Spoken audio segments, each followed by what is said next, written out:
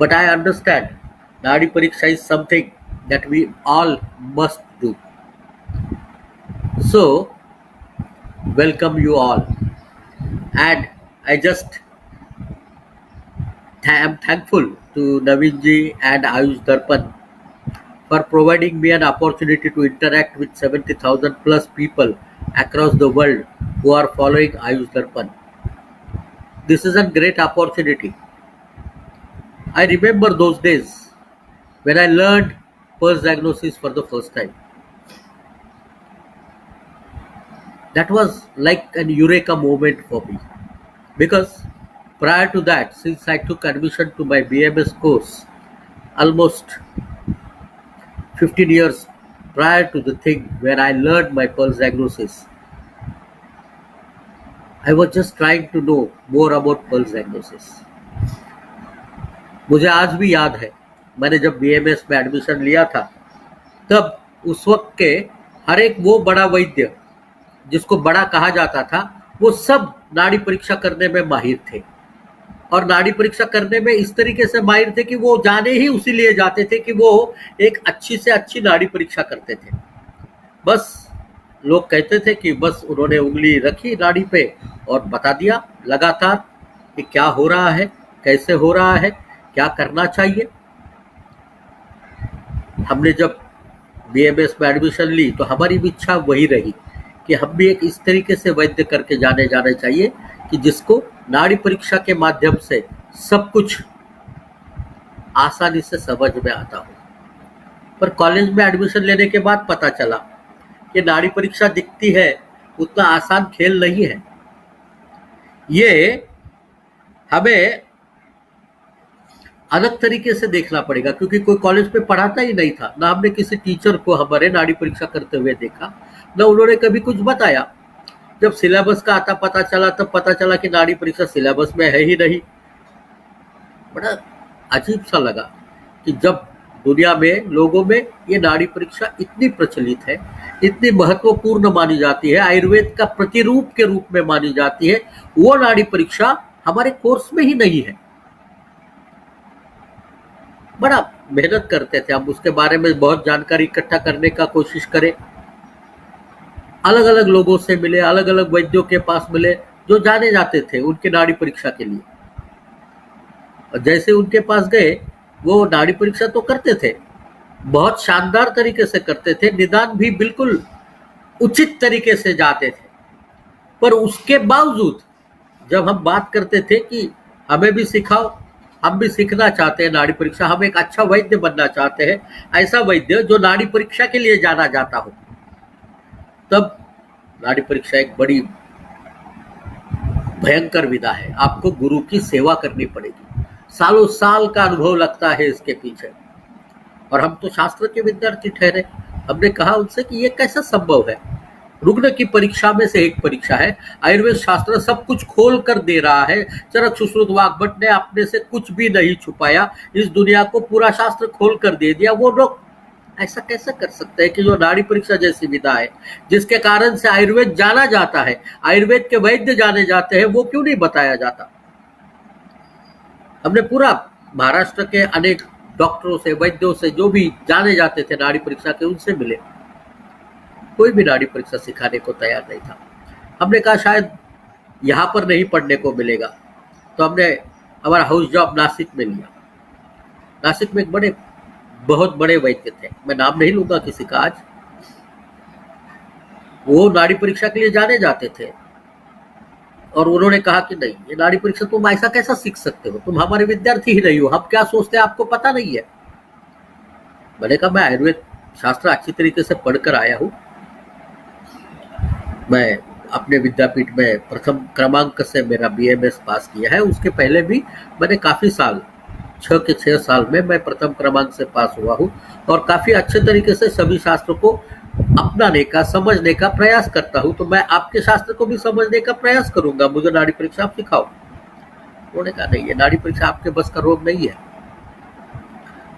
फिर हमने जाना क्या किया जा सकता है, तो पीजी के लिए हमने प्रयास किया और प्रवेश लिया हमने जामनगर में। लिया मतलब हमने एंट्रेंस दी और भगवान की मर्जी थी, प्रथम आए तो हमें हमारा चहेता सब्जेक्ट मिला काय चिकित्सा।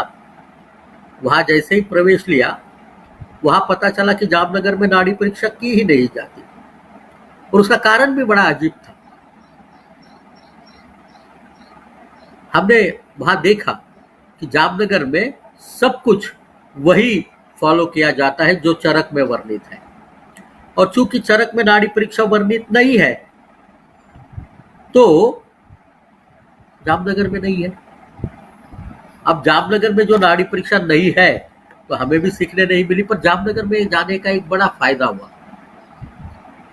वहां पर बहुत सारी किताबें पढ़ने को मिली, बहुत सारा रिसर्च करने को मिला, और भारतवर्ष के सभी बड़ी संस्थानों में किसी न किसी कारण से जाने को मिला, चाहे वो सेमिनार हो, वर्कशॉप्स हो, ट्रेनिंग प्रोग्राम्स हो। और उस दौरान हमने अनेकों नाड़ी परीक्षकों को नजदीक से देखा। सबके पास हमने कोशिश की कि वो नाड़ी परीक्षा हमें सिखाए। अंततः ये समय तब आया जब हम एमडी कर आए थे, औरंगाबाद आयुर्वेद कॉलेज के प्राचार्य रहे, और उसके बाद महर्षि जी के इनविटेशन पर हम यूरोप चले गए।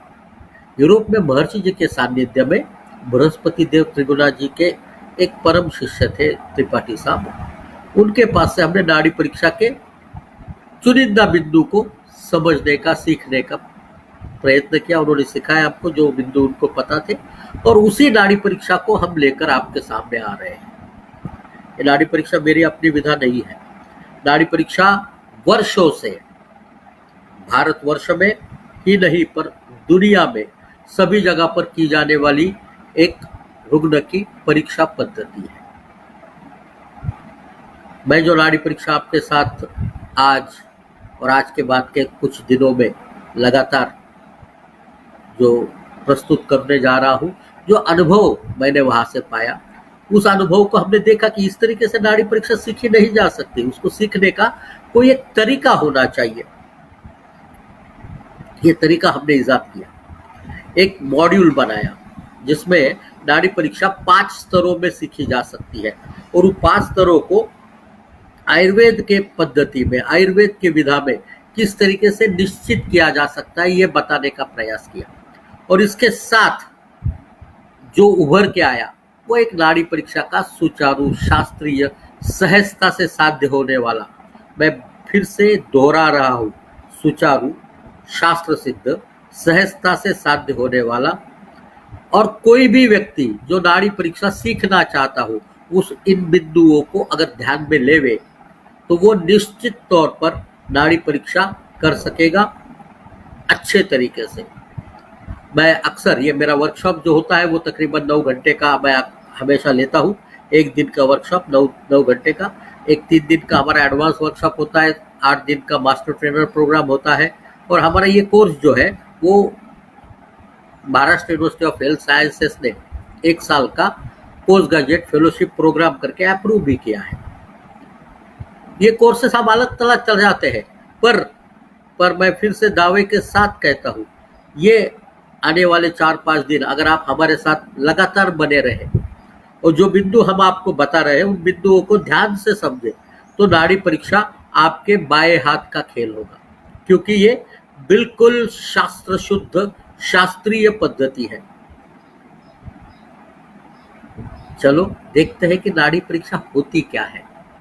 आज का वर्क हम इसी बात पे लेके चलेंगे कि नाड़ी परीक्षा होती क्या है, क्यों होती है नाड़ी परीक्षा, दुनिया में ऐसा क्या है उस नाड़ी में कि जो सब, कोई भी चिकित्सक हो दुनिया में, आप कहीं भी जाओ, बिल्कुल वेस्टर्न जनरल हॉस्पिटल से लेकर बोस्टन के, आप आदिवासी इलाके तक सब जगह पर जाओ, जो चिकित्सक है वो सबसे पहले अपनी उंगलियां रखेगा नाड़ी पे। वो सब तो नाड़ी परीक्षा के ज्ञाता नहीं है, फिर क्यों करते हैं? क्योंकि नाड़ी एक ऐसी विधा है जो शरीर में होने वाले हर एक बदलाव को व्यक्त रूप से आपके सामने लेके आती है, और जब ये व्यक्त रूप के आपके सामने लेके आती है तो अपने आप में एक सक्षम तरीके का रूप लेती है जिससे आप निदान तक पहुंच सकते हो। तो नाड़ी परीक्षा, 2 शब्द है यहाँ पर, नाड़ी और परीक्षा। तो सबसे पहले हमें देखना चाहिए कि नाड़ी होती क्या है। क्या होती होगी नाड़ी? नाड़ी एक नलिका सदृश शरीर का अवयव है जो सतत स्पंदमान है। स्पंदमान क्यों है? क्योंकि वो हृदय नाम के एक यंत्र के साथ, एक पंप के साथ, एक अवयव के साथ जुड़ा हुआ है जो सातत्य से हमेशा कंटिन्यूअसली अपने स्वयं की शक्ति से कार्यरत होता है और रक्त को रक्त वाहिनियों में फेंकते रहता है। ये रक्त वाहिनियों में फेंकने के लिए वहां पर आप अगर देखेंगे तो वहां से मस्तिष्क से उसको सूचना मिलती है। हृदय के अंदर के इलेक्ट्रिक करंट्स एक्टिवेट होते हैं और वो इलेक्ट्रिक करंट्स एक्टिवेट होने के बाद हृदय के अंदर की जो वायरिंग है, जिनको हम बंडल ऑफ हीज या परकिंजे फाइबर्स कहते हैं, उनके माध्यम से मायोकार्डियम को उद्युक्त करते हैं। वो मायोकार्डियम कॉन्ट्रैक्शन में जाता है और रक्त को वो एओर्टा के द्वारा रक्त वह स्रोतस में भेजता है। ये रक्त वह स्रोतस में भेजने के बाद चूंकि एक क्लोज्ड सिस्टम है, ये पूरे तरीके से सब जगह पर एक बोलस के रूप में जाती है और जैसे ही वो बोलस के रूप में जाती है आपको स्पंद महसूस होना शुरू होता है। 0.8 सेकेंड में एवरेज, मैंने यह शब्द जानबूझकर इस्तेमाल किया है, 0.8 सेकेंड में एवरेज ये एक स्पंद तैयार होता है, क्योंकि एक कॉन्ट्रैक्शन सिस्टोल जिसको हम कहते हैं वो 0.8 सेकेंड में होता है। अब इसमें दो तीन चीजें समाहित हैं।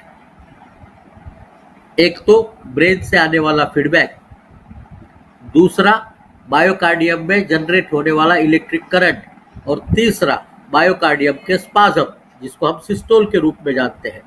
ये तीनों जब इकट्ठा आती है तब वो रक्त का प्रवाह शरीर के अंदर जाता है, रक्तवाह में जाता है और हर एक धमनी में एक स्पंद के रूप में आपको महसूस होता है। ये स्पंद को महसूस करना, यह है उसकी परीक्षा है। अब ये स्पंद में आपको ध्यान में रखना पड़ेगा कि ये स्पंद हर क्षण को बदलते जाने वाला स्पंदन है। बदलते कैसे जाएगा?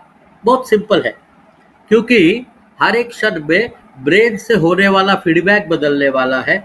उसके अंदर का इलेक्ट्रिकल करंट जो है वो अलग अलग तरीके से आने वाला है और मायोकार्डियम का कॉन्ट्रैक्शन अलग अलग तरीके से होने वाला है और वो पूरे तरीके से रक्तवाह में फैलने वाला है। अब देखिए, तीन चीजें हुई जिसमें हमारा कोई कंट्रोल नहीं है। चौथी एक और चीज होती है, जब ये नाड़ी में से जो जाने वाला द्रव है वो एक विस्कस फ्लूइड है जिसका नाम है रक्त या ब्लड, और ये ब्लड का कंपोजिशन हर एक क्षण पर बदलता रहता है।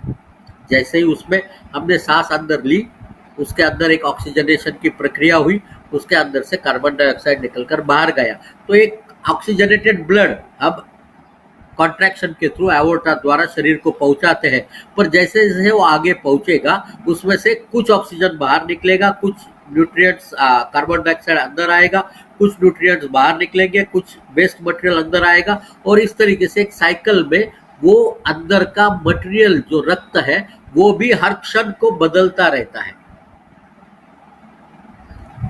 अब आपके पास बड़ी गड़बड़ वाली विधा हो गई। गड़बड़ इसलिए बहुत ही ज्यादा आसान तरीके से देखना जाओ तो हम गड़बड़ बात कर रहे हैं। गड़बड़ इसलिए है क्योंकि यहाँ पर हमारा न कंट्रोल उस हृदय के एक्टिविटी पर है, न उस कॉन्ट्रैक्शन पे है, न रक्त के कंपोजिशन पे है।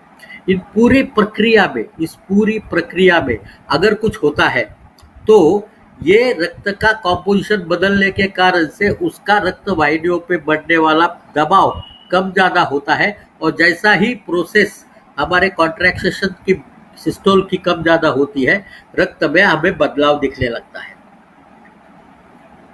ये प्रकृतावस्था में भी सातत्य से बदलता है और वैसे ही जब कोई विकृति आती है शरीर में, जब कोई बीमारी आती है, कोई पैथोलॉजिकल स्टेटस आती है, तो ये कॉम्पोजिशन और ये पूरी प्रोसेस में हर स्टेज पर बदलाव आता है और ये हर स्टेज पर आने वाला बदलाव ही हमें नाड़ी में बदलाव करते हुए दिखता है।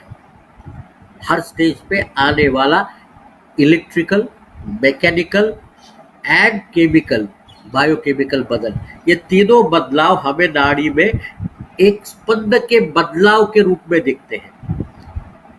नाड़ी परीक्षा इसलिए महत्वपूर्ण है कि पूर्व काल में जब ये लैबोरेटरीज नहीं थी, जब हमारे पास कोई विधा नहीं थी, कोई सोनोग्राफी, 2D इको नहीं होता था, कोई हमारे ब्लड कंपोजिशन टेस्ट करने का साधन नहीं होता था, उस वक्त हमारे पूर्वज इसी नाड़ी के माध्यम से उन घटनाओं का वेध लेने में सक्षम होते थे। इसलिए नाड़ी परीक्षा एक बहुत इंपॉर्टेंट, बहुत ही महत्वपूर्ण अंग है परीक्षा का।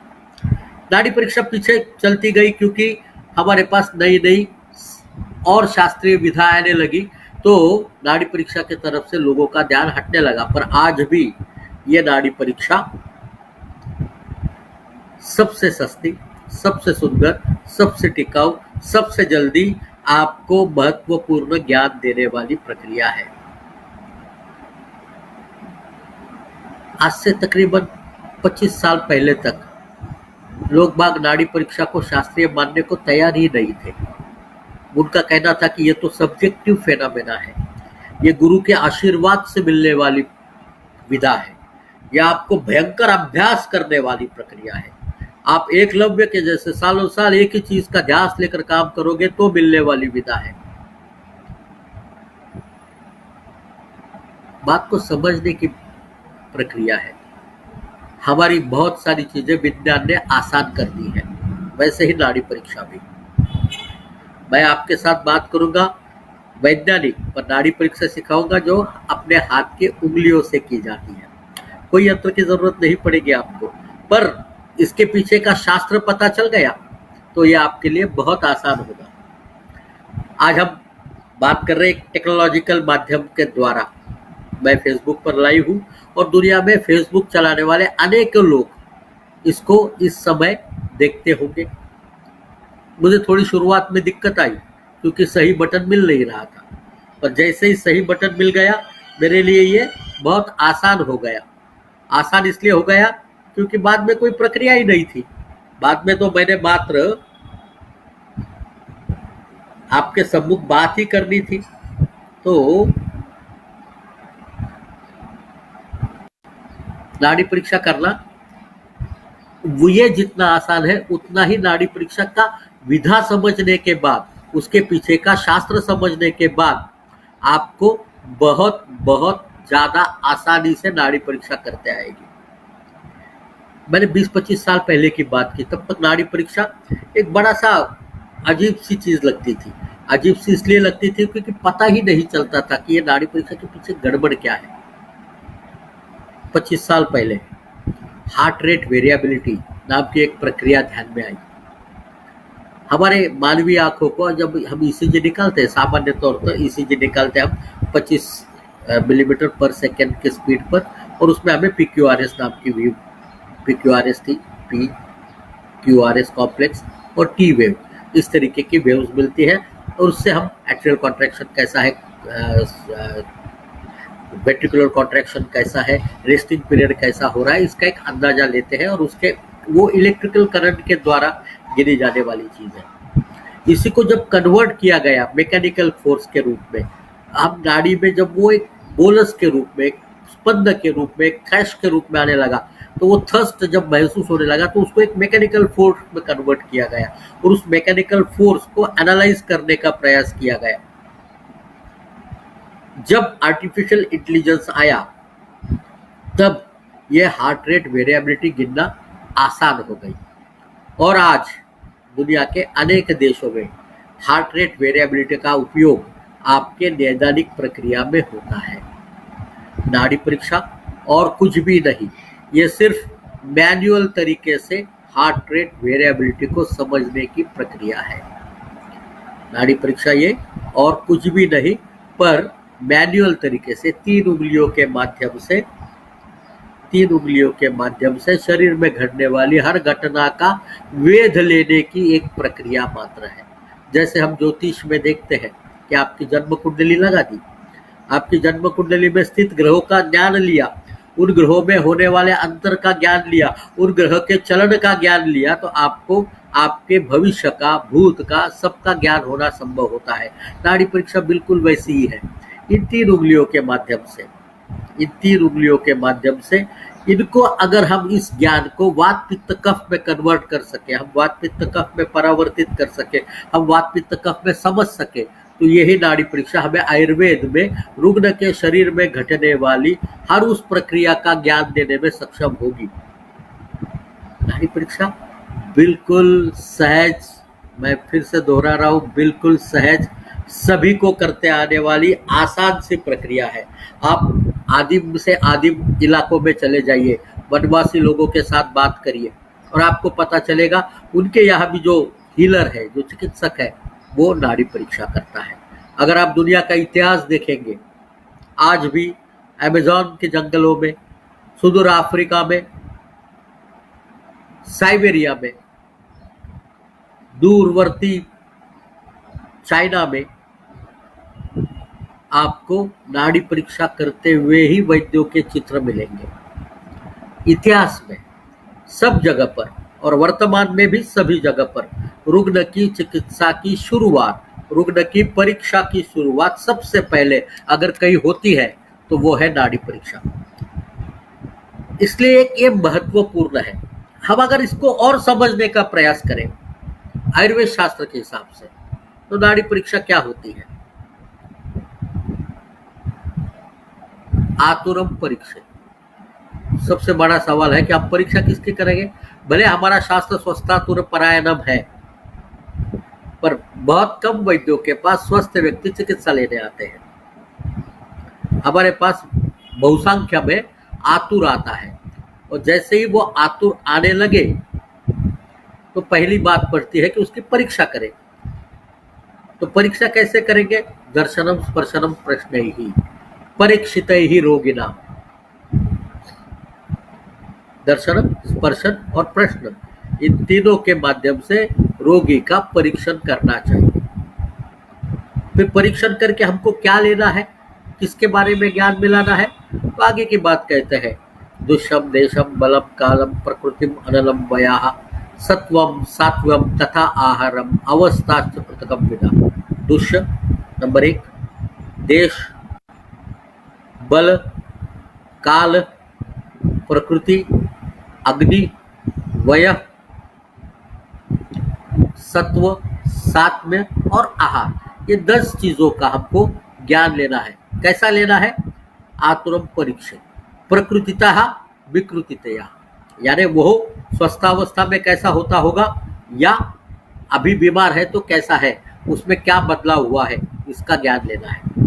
और इतने पे रुकना नहीं है, इसकी अलग अलग अवस्था में हम जिसे क्रियाकाल के रूप में समझते हैं, दोषों के क्षय प्रकोप प्रसरादि के रूप में समझते हैं, उन सभी में कैसे कैसे बदलाव होंगे, इनका ज्ञान लेना है। और अब ये हमारे पास 3 टूल्स मालूम पड़े, हमें क्या देखना है वो विधा मालूम पड़ी, पर ये कहाँ देखना है? शरीर में देखे तो क्या हम कान पकड़ कर देख सकेंगे?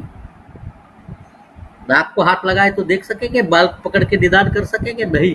इसलिए उन्होंने नाम दिए हैं, हमें 8 स्थान दिए हैं। नाड़ी, मल, मूत्र, जिह्वा, शब्द, स्पर्श, दृक् और आकृति, स्थानम अष्टानि परीक्षे। वो कहते हैं 8 स्थान में ये 10 विध का परीक्षण करना चाहिए त्रिविध परीक्षाओं द्वारा।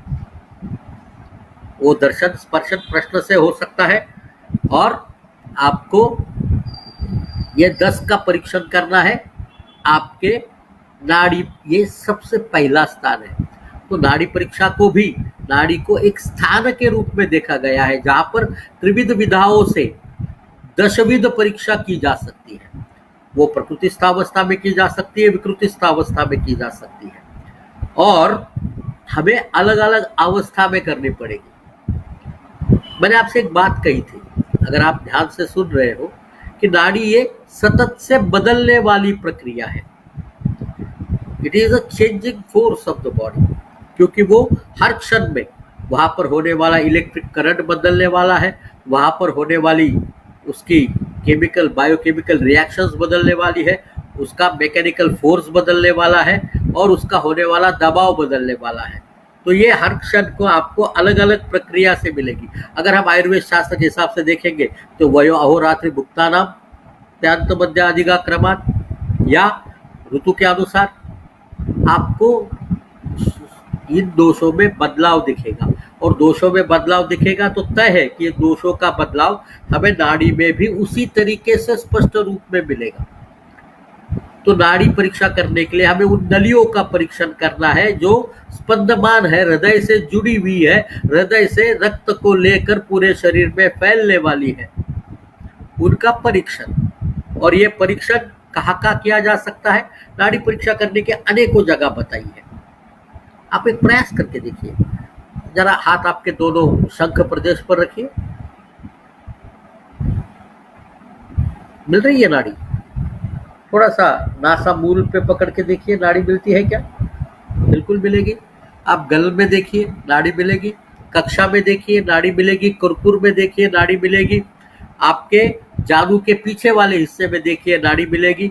आपके वंशन प्रदेश में देखिए, नाड़ी मिलेगी। आपके पाद के ऊपर के प्रदेश में नाड़ी मिलेगी। आपके गुल्फ के बाह्य प्रदेश में आपको नाड़ी मिलेगी। यानी ये स्पंदमान नलिका पूरे शरीर में व्याप्त है और हर जगह पर वो नाड़ी परीक्षा करने के लिए उपयोग में लाई जा सकती है। अब ये सब जगह पर नाड़ी परीक्षा करते हैं तो पर अनुभव के रूप में, अगर आप प्रैक्टिशनर है तो आपको अनुभव हमेशा आया होगा कि कोई भी पेशेंट आपके पास आता है तो वो आपके सामने उसका हाथ करता है, नाड़ी परीक्षा करो साहब। या और भी कहीं आपने किसी वैद्य को देखा होगा तो वो क्या करते हुए मिलते हैं आपको? हाथ की नाड़ी देखते हुए मिलते हैं। अंगुष्ठ मूले, शास्त्र में भी कहा गया है कि अंगुष्ठ मूलानी जो नाड़ी है वो जीव साक्षिणी नाड़ी है। क्यों की जाती है नाड़ी परीक्षा? यहाँ पर नाड़ी परीक्षा करने के लिए हमें एक अच्छी सी नाड़ी चाहिए। हमें 3 उंगलियों का प्रयोग करना है, तो हमें इतनी जगह मिलनी चाहिए जहां पर हम ये 3 उंगलियां रख सके। अगर ये 3 उंगलियां नहीं रख सकेंगे तो नाड़ी परीक्षा करना संभव होगा क्या? सवाल ही नहीं। हमको 3 उंगलियां रखना वहां पर अवश्यम भावी है। इतनी जगह होना वहां पर जरूरी है जहां पर हम 3 उंगलियां आसानी से रख सके। और एक चीज होनी चाहिए, इस नाड़ी में अगर हम हमारे उसमें चर्बी जमा हो तो नाड़ी परीक्षा कर पाएंगे? नहीं कर सकेंगे। तो हमें ऐसी जगह चाहिए कि जहां नाड़ी सुचारू रूप से, सहजता से एक्सेसिबल हो, जो पकड़ में आवे, और ऐसी जगह होनी चाहिए जहां उसे हम देख सके। अब नाड़ी परीक्षा करते वक्त हम अलग अलग स्तरों पर जाते हैं। उन अलग अलग स्तरों पर हमें दबाव से जाना पड़ेगा। तो हमें ऐसी नाड़ी परीक्षा की जगह चाहिए जहां हम दबा भी सके। अगर दबाना संभव नहीं हो तो नाड़ी परीक्षा करना संभव कभी नहीं होगा। ऐसी जगह हमारे शरीर में सबसे सही सटीक अगर कोई है तो वो हमारे अंगुष्ठ मूल पर के नीचे बहने वाली रेडियल आर्टरी है। हमारे अंगुष्ठ मूल से बहने वाली, नीचे बहने वाली रेडियल आर्टरी है। इसकी सबसे मजबूत दावेदार है। कैसे?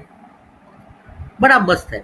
जब हमारी आर्टरी, ब्रैकियल आर्टरी जो हमारे बाहु से होते हुए आती है कुरपुर के वहाँ, कुरपुर में वो द्विभक्त होती है। उसके 2 हिस्से होते हैं। एक होती है अल्लर जो उसके अंतर भाग से, मीडियल साइड से अंदर जाती है, और दूसरी है रेडियल जो बाह्य भाग से निकलती है।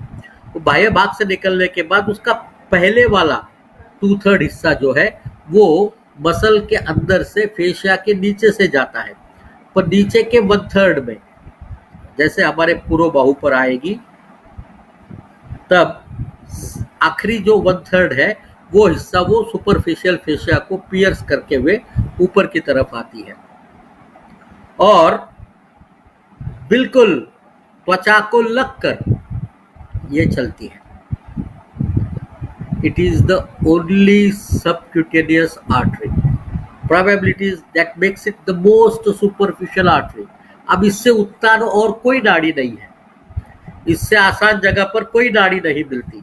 तो ये चूंकि सबसे उत्तान है, सबसे ऊपर है, उसके बीच में नाड़ी और त्वचा के बीच में कुछ नहीं, बिल्कुल त्वचा के नीचों नीच लगकर ये नाड़ी है, नंबर 1। नंबर 2, ये नाड़ी के नीचे से रेडियस बोन का फ्लैट सरफेस चलता है। अगर आप रेडियस बोन की एनाटॉमी देखेंगे तो आपको ध्यान में आएगा कि नीचे का 1/3 हिस्सा जो है उसका करीबन आधे से थोड़ा सा ज्यादा एक फ्लैट सरफेस के रूप में है। ये नाड़ी यहाँ से पियर्स करके हुए उस फ्लैट सरफेस के ऊपर से जाती है और करीबन 5 से 8 सेंटीमीटर की जगह हमें मिलती है जो सुपरफिशियल है और नीचे एक बोन है।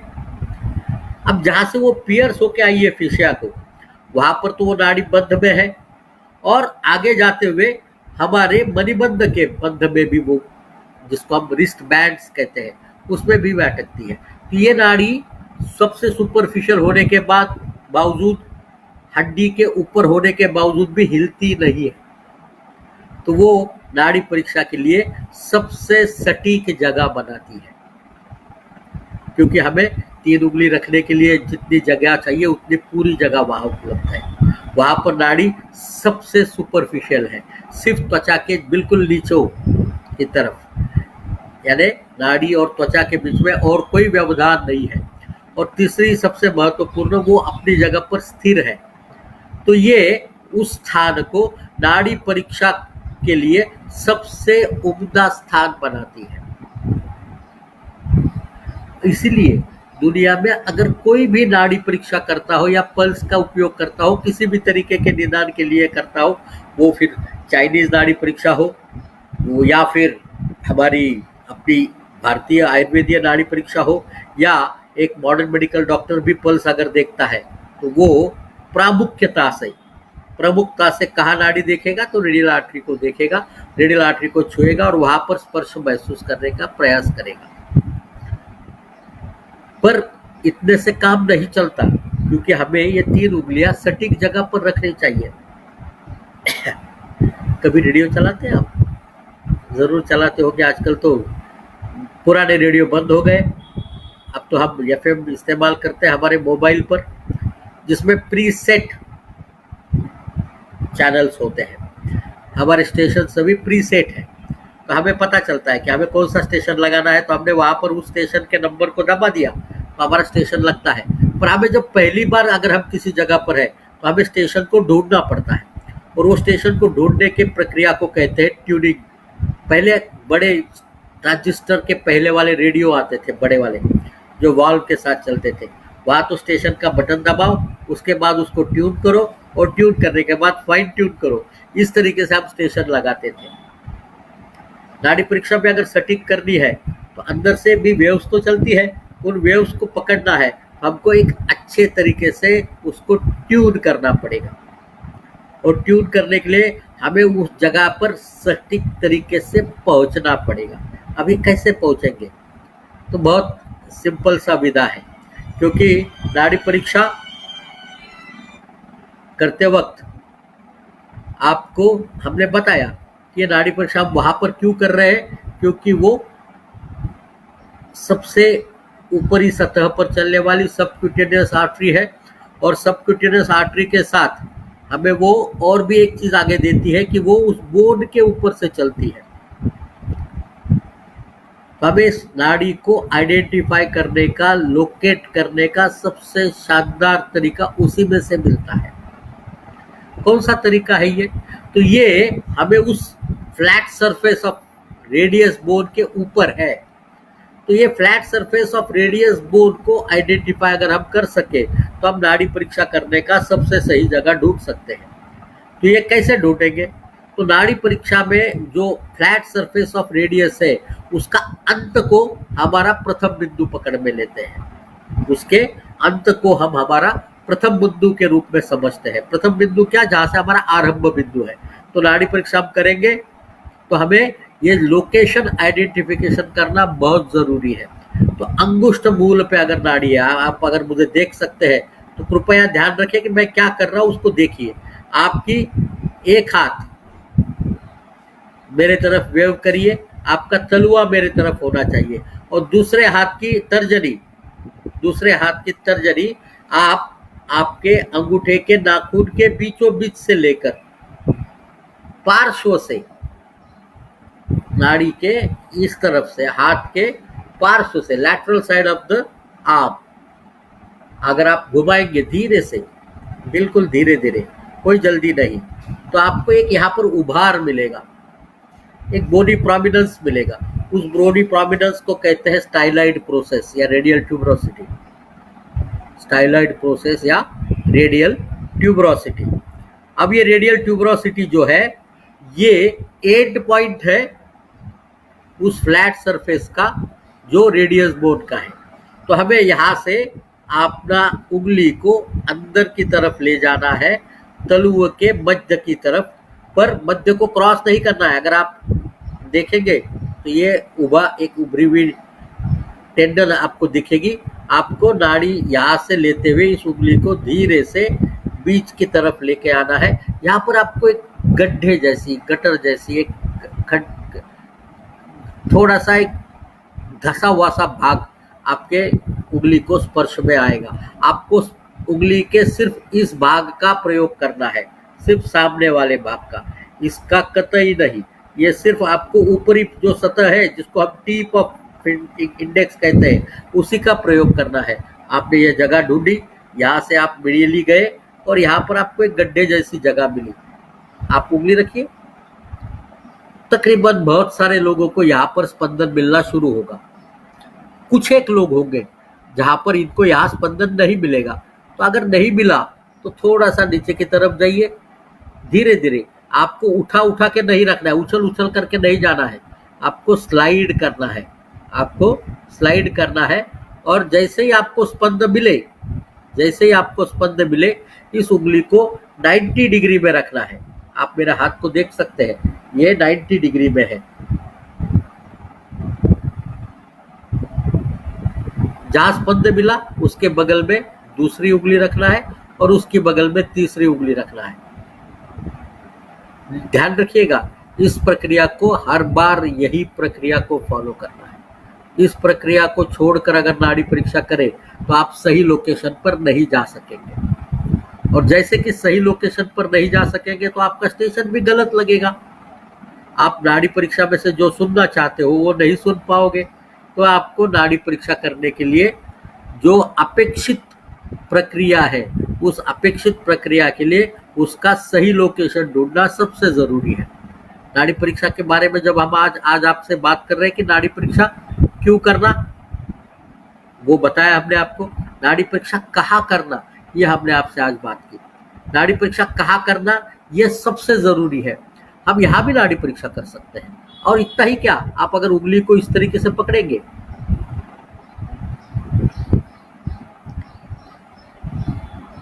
तो भी आपको महसूस होगा कि दोनों ये तर्जनी और अंगूठे के बीच में अगर हम उंगली को पकड़े तो निश्चित तौर से आपको स्पंदन महसूस होगा। पर यह स्पंदन महसूस होने में जो हमको उसकी विदाएं देखनी है, उसमें हमें 3 उंगली का प्रयोग करना है। वो 3 उंगली के लिए अपेक्षित जगह नहीं मिलेगी, और अपेक्षित जगह नहीं मिलने के कारण हम वहां पर नाड़ी परीक्षा सटीक रूप से, सुचारू रूप से नहीं कर सकेंगे। इसलिए नाड़ी परीक्षा करते वक्त ध्यान रखिएगा, आपका लोकेशन बिल्कुल सही होना चाहिए, सटीक होना चाहिए, उस क्षण के लिए सटीक होना चाहिए, वहां पर जो घट रहा है उसके लिए सटीक होना चाहिए। और ये सटीक होने के लिए आपको जरूरी है कि एक बार आपने नाड़ी देख ली, अब तो यार नाड़ी यही मिलती है तो बार बार क्यों देखें। Please don't do this mistake, ऐसा गलती से भी मत करिएगा। नाड़ी परीक्षा करते वक्त हर बार यही कोशिश करिएगा और यही चीज को दोहराइएगा। नाड़ी पे आप गए, आप स्टाइलाइड प्रोसेस को आइडेंटिफाई किए, स्टाइलाइड प्रोसेस से आइडेंटिफाई करके आप मीडियली गए, आपको जहां पर गड्ढे जैसी जगह मिली वहां स्पंद मिला तो वहां रुके, और स्पंद के बाजू में तो आपकी इसमें सबसे जरूरी चीज ध्यान में रखना कि तर्जनी अंगूठे के सबसे नीचे होनी चाहिए, मध्यमा उसके बाद, तर्जनी मध्यमा और उसके बाद अनामिका।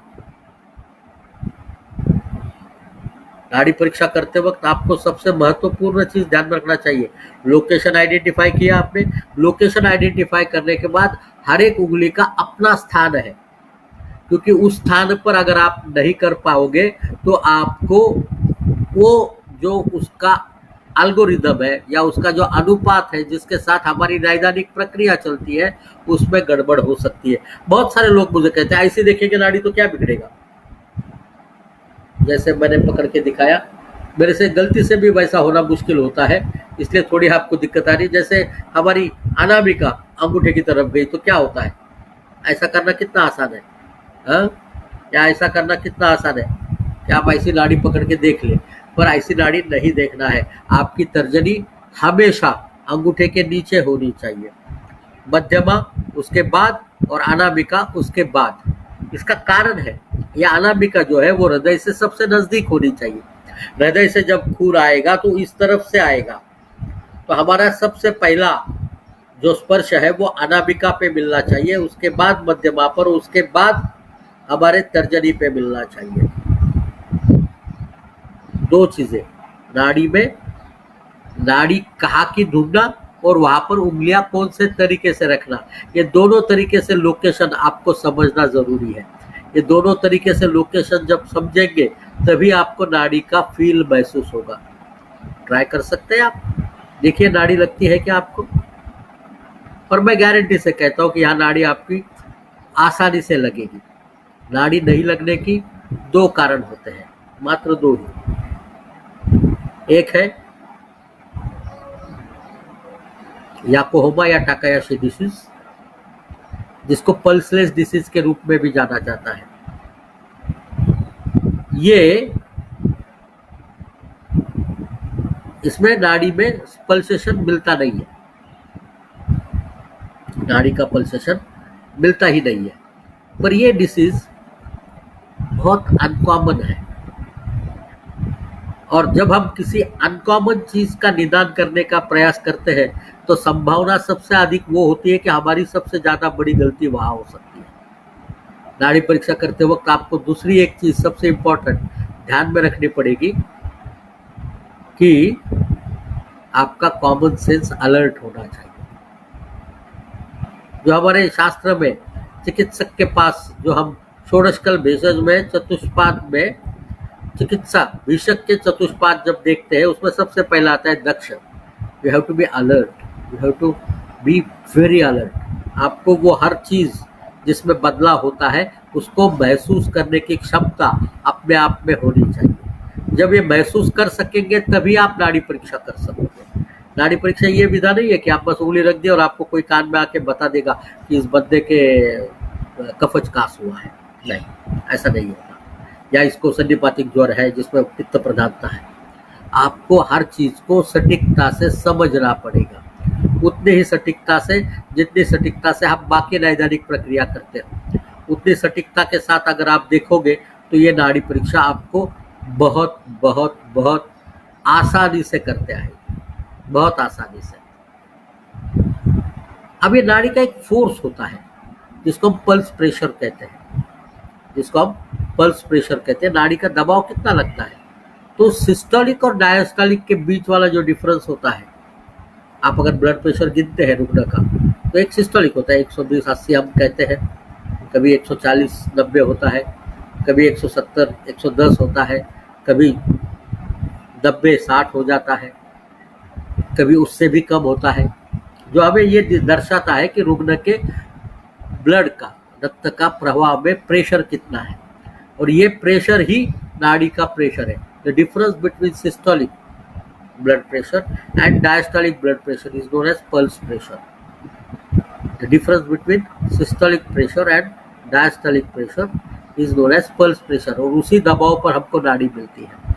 जब ये पल्स प्रेशर बहुत कम हो जाता है तो वो एक निश्चित रूप से हमें दर्शाती है कि कुछ न कुछ गड़बड़ तीव्रतर घट रही है। हमें यह भी ध्यान रखना जरूरी है, और ये बहुत अधिक ब्लड प्रेशर भी हमें महसूस नहीं करना चाहिए। तो ये आपको नाड़ी परीक्षा करते वक्त ध्यान रखने की प्रक्रिया है। और यही जो हमने आप नाड़ी परीक्षा का स्थान आपको दिखाया, वही स्थान नाड़ी परीक्षा के पहले चरण का स्थान है, जिसके बारे में हम बाद में बात करेंगे। अभी आपको सबसे पहले ज़रूरी है कि नाड़ी की परीक्षा में हमें क्या चीज़ करनी है, नाड़ी को ढूंढना है, नाड़ी का स्थान ढूंढना है, वहाँ पर उंगलियां हमें सटीक रूप से रखनी है। वो उंगलियां हमारी इंडेक्स अंगूठे के सबसे नीचे पहले होनी चाहिए, बाद में मध्यमा और उसके बाद में अनामिका, और यहाँ पर हमारे सिर्फ टिप्स का प्रयोग होना चाहिए, तीनों के टिप्स का प्रयोग होना चाहिए, फ्लैट सरफेस का कतई नहीं।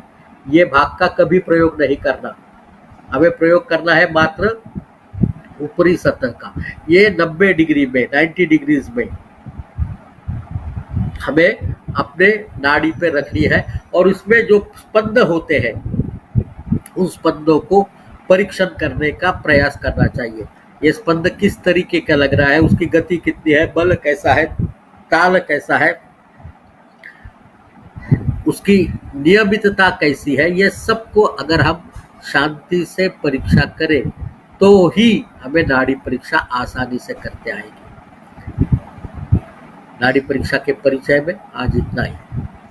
आपके जो भी प्रश्न होंगे आप यहाँ पर डाल सकते हैं, और वो प्रश्न का हम आपको जवाब देने की कोशिश करेंगे।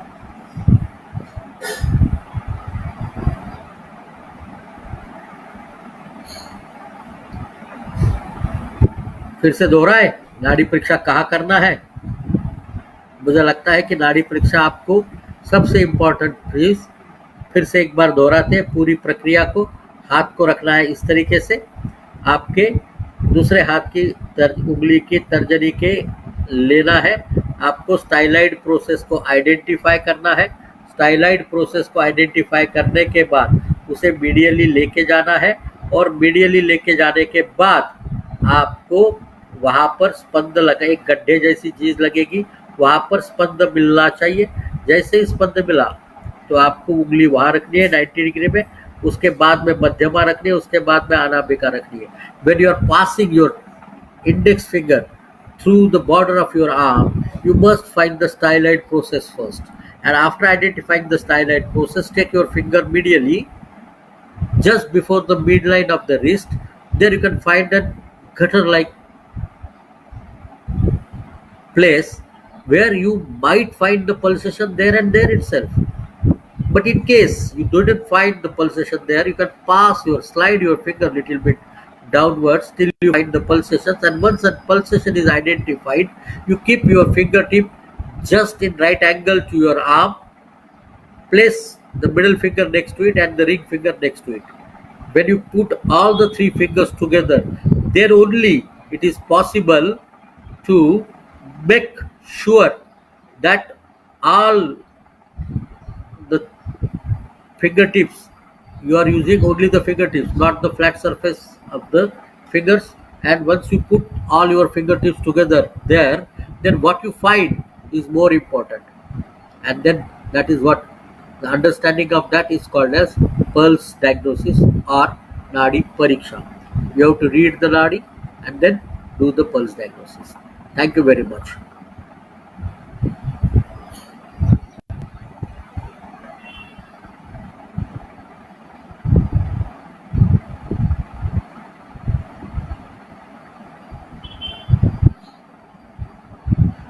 हाँ, देयर इज वन क्वेश्चन कि अभी आप नाड़ी परीक्षा किस समय कर सकते हैं।